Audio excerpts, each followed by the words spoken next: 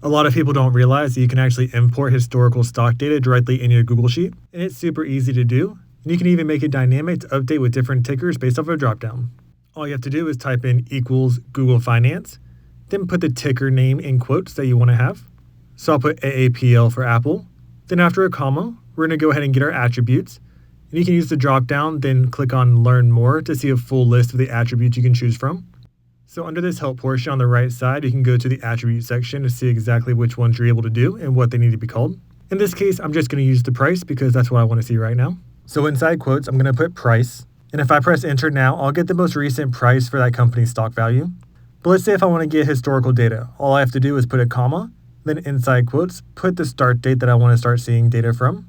Then after a comma, I'll put the end date, or you can just put today. And now I have the historical data of where the price closed at for each individual day. If I want to see a chart, all I have to do is type in equals sparkline, and then select the data for all the stocks. And I can see a visualization of exactly how that stock has performed.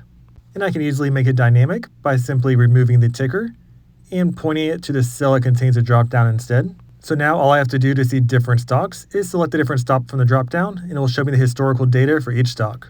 If the daily close value is a little bit too much and you want to see weekly instead, after the end date, all you have to do is put a comma, then in quotes, put weekly, and press enter. And now it will give you the historical data for where the stocks ended at the end of each week.